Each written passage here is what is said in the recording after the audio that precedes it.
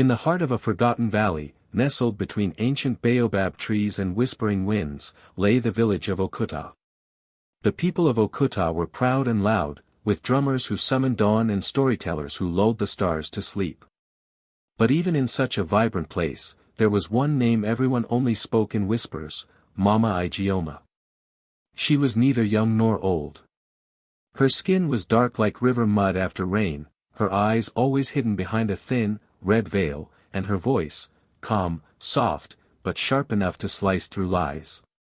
They called her, the ear of the wind. Why? Because Mama Ijeoma knew everything. Who had stolen from the chief's yam barn? Who crept into whose hut at night?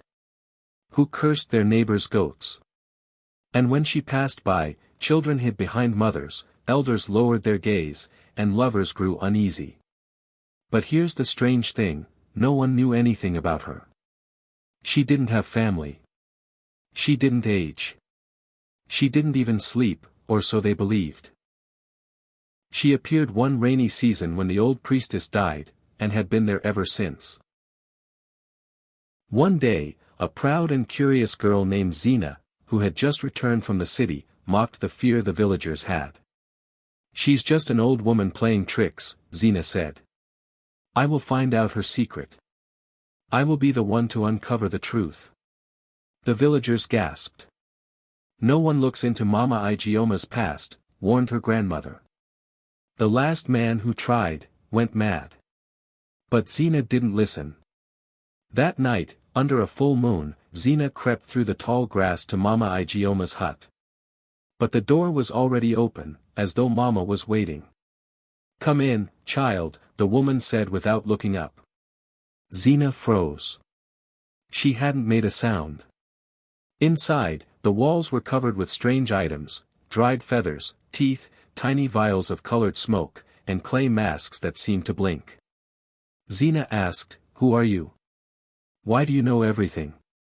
Mama Ijeoma simply smiled and said, Because I carry the secrets people bury.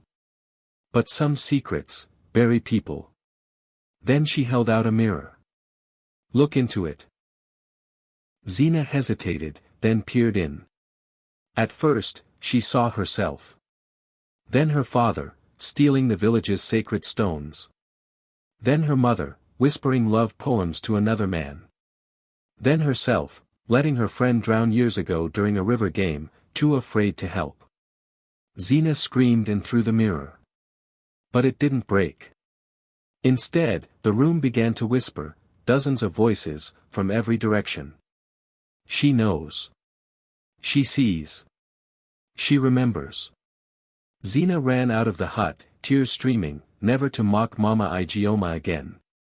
The next morning, villagers noticed something strange. Zina, usually loud and proud, sat quietly beside Mama Ijeoma, grinding herbs.